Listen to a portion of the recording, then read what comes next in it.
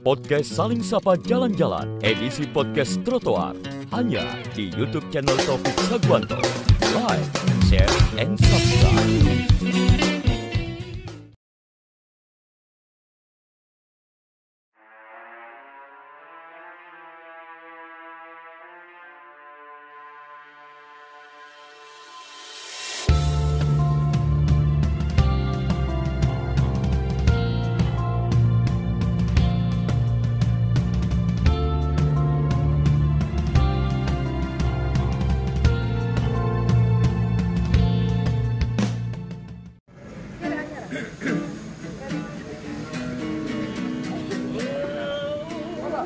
Jangan sedih, jangan muram, berikanlah sebuah senyuman, ikutlah denganku kawan, podcast Saling Sapa Jalan-Jalan.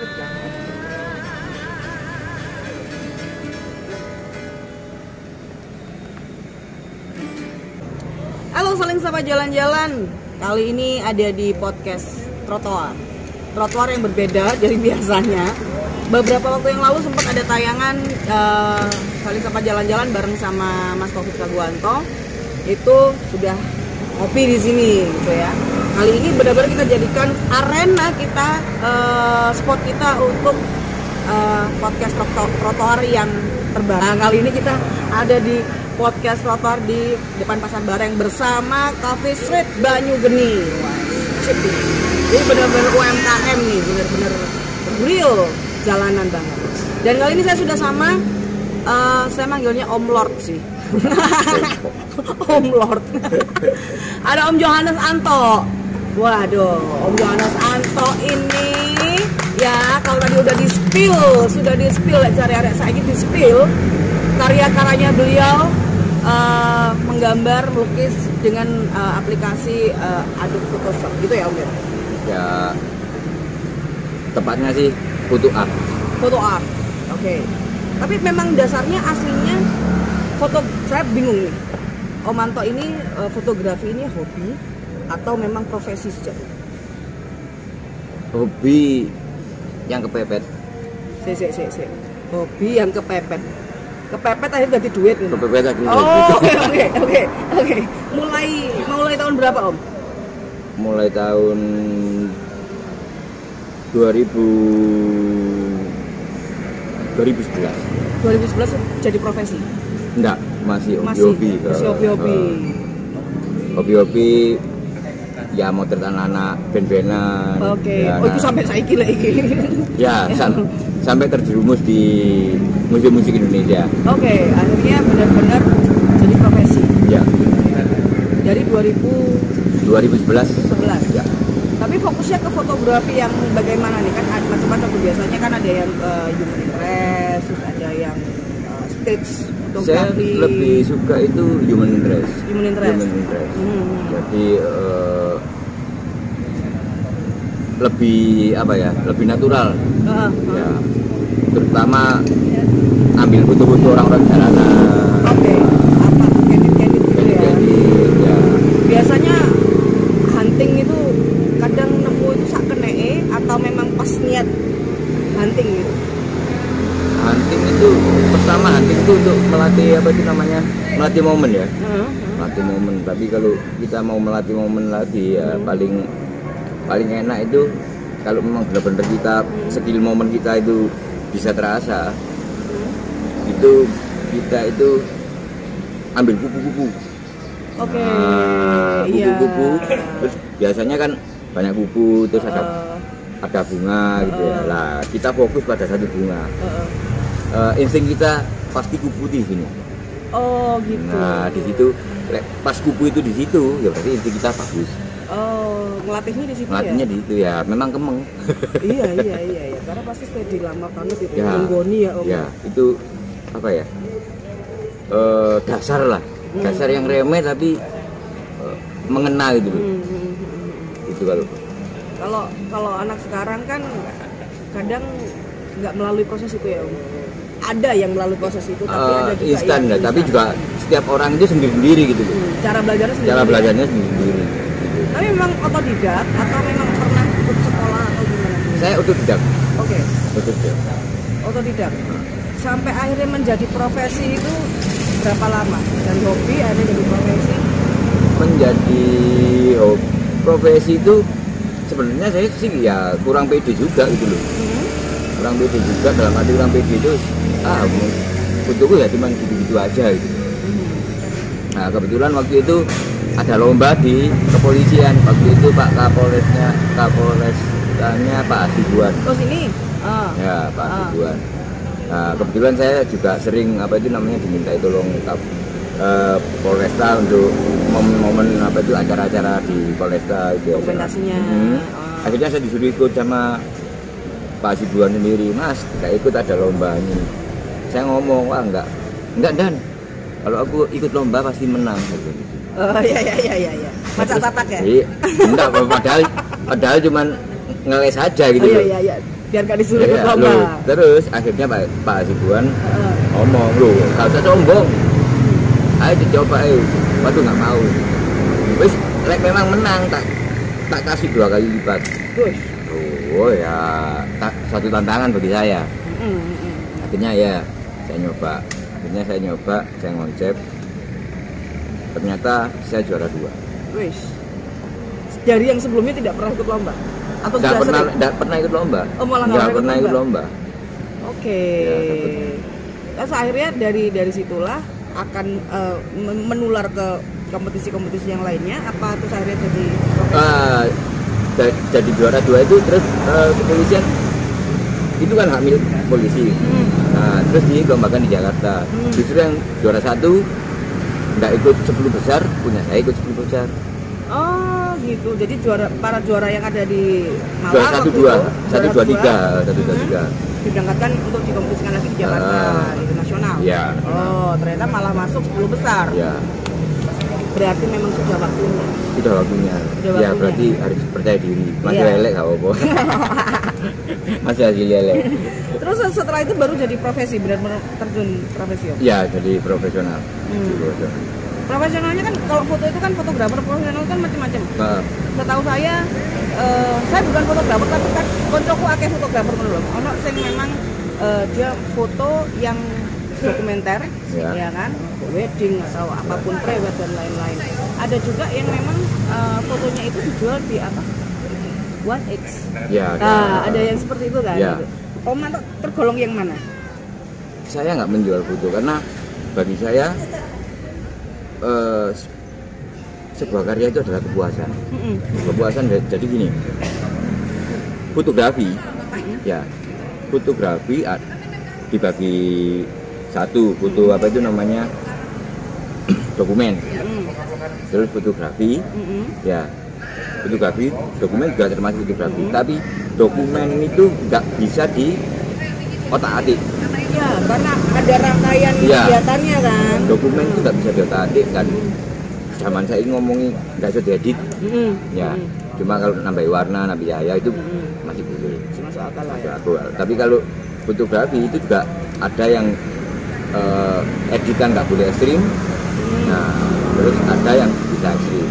Tapi saya kepingin saya ke ekstrim. Jadi istilahnya benar-benar kalau fotografi itu kan istilah fotografi itu kan menggambar dengan cahaya.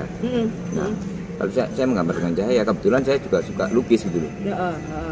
Nah, menggambar dengan cahaya, akhirnya saya melihat teman-teman saya yang seperti Mas Irul, terus Mas Dandung. Nah, saya terpengaruh sama karya-karyanya dia. Nah, terpengaruhnya apa? Saya melihat fotografi, bagus fotografi itu bagus. Nggak ada fotografi yang jelek itu nggak ada. Tapi ngeri. Oh iya, sama seperti yang lainnya. Banyak ya, banyak fotografer yang bisa bikin seperti itu. Gitu ya.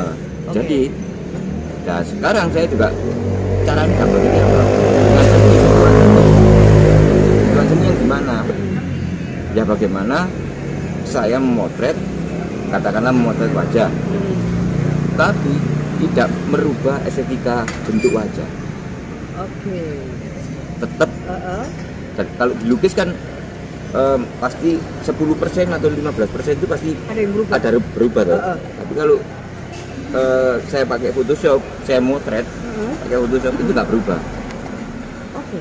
Nggak berubah. Tidak berubah ya.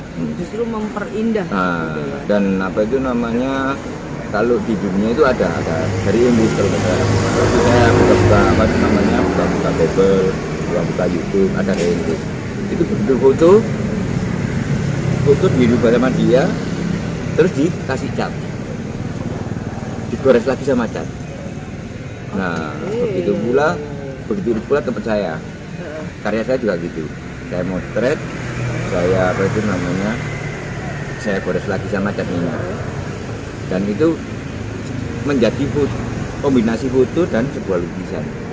Oke, jadi foto itu dicetak dulu? Atau Foto itu di print di atas kanvas. Oh, di print di atas kanvas, terus kemudian digores dengan cat minyak. Menarik ya? Menarik. Ya mungkin di Indonesia satu-satunya cuma saya. Ini bisa jadi karya yang mahal. Ya, makanya saya sekarang itu karya saya ada apa itu namanya, ada sertifikatnya,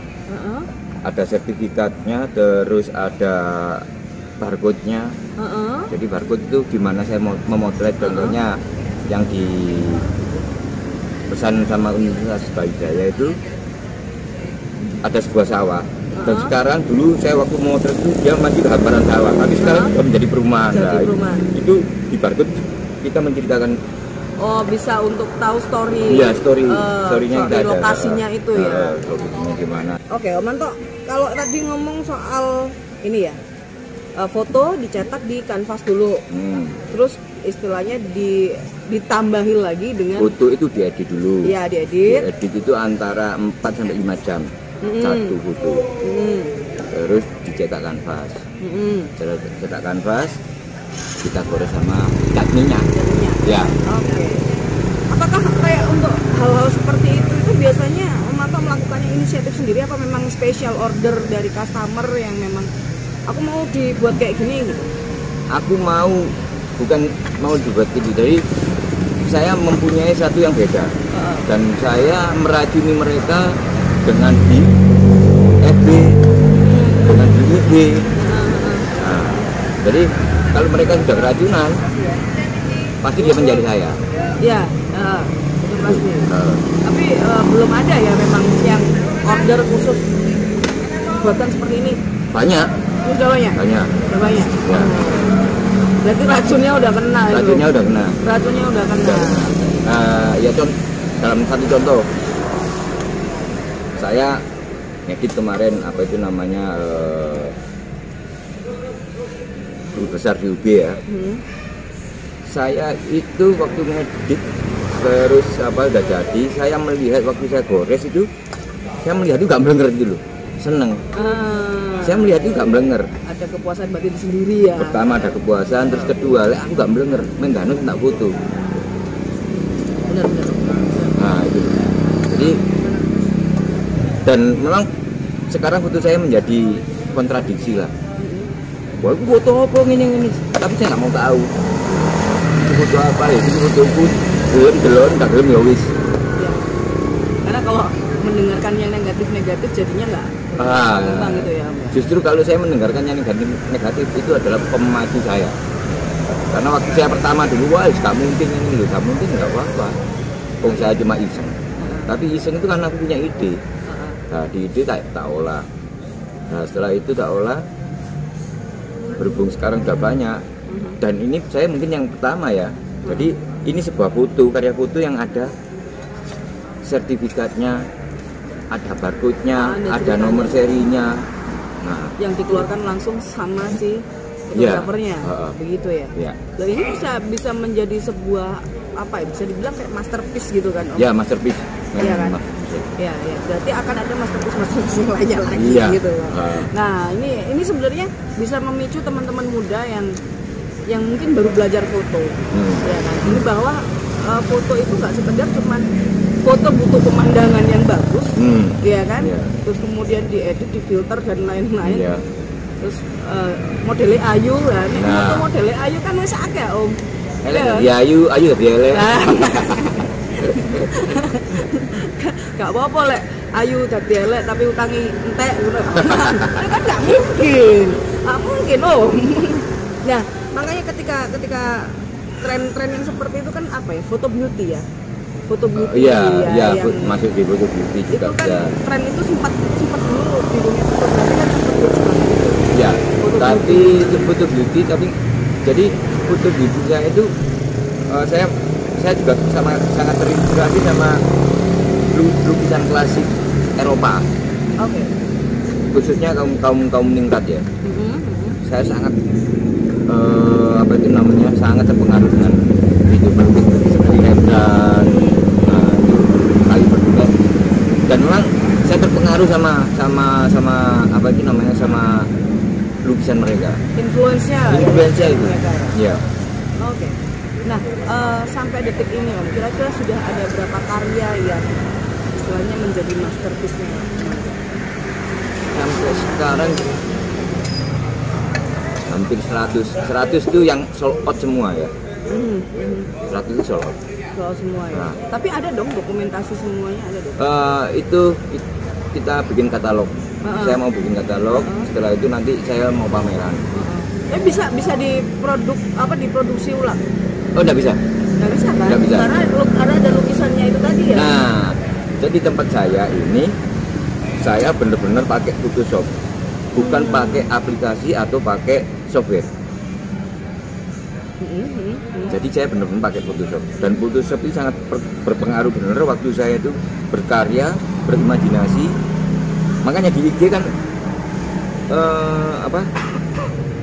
karya saya itu beda-beda. Iya. Beda-beda tapi tetap satu garis. Berbeda-beda Iya. tapi tetap satu jua. Iya. Ada garis merahnya sih. Iya. Arahnya kemana gitu. Tapi konsepnya macam-macam. Iya. Konsepnya macam-macam, terus tapi tetap apa ya, orang bilang itu ciri khasnya ada itu. Ciri khasnya ada. Dari segala proses itu sudah 10 tahun lebih ya, dari 2011 itu kan awalnya sampai Tapi sekarang kan proses 10 tahun itu lebih. sekitar 3 tahunan. 3 tahunan. 3 tahunan baru saya berani menampakkan diri. Oke, baru berani launching iki lho. Iya. Maksudku itu koyo Iya. ini gitu. Itu yang paling susah saat foto apa atau siapa? Paling Maksudnya? susah tantangan dari sekian banyak masterpiece yang kamu sudah bikin. Itu kan pasti ada tingkat kesulitan masing-masing. Ya. Yang paling susah entah waktu itu entah cuaca kayak kendala story-nya yang paling ribet maksudnya.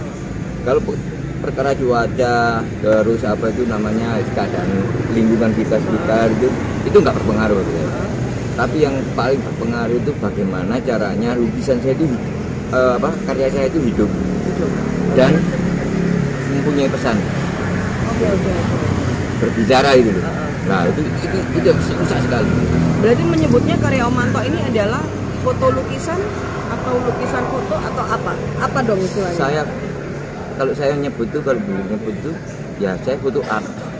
Oke, foto art karena ada perpaduan langsung Iya, seni lukisnya itu tadi iya. ya. Oke, ini keren banget.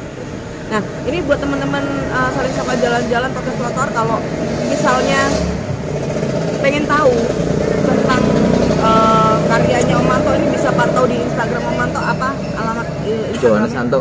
Johannes Santo, nyambung. Nyambung. Nah, itu bisa dilihat di situ. Johannes Santo. Tadi kita udah spill kan di awal tadi. Nah, itu bisa lebih diteliti satu-satu lagi. Di Facebook juga banyak ya Om ya? Ya. Di Facebook, tapi kayaknya lebih banyak di Instagram deh. Di Instagram enggak, justru lebih banyak di Facebook. Di Facebook ya?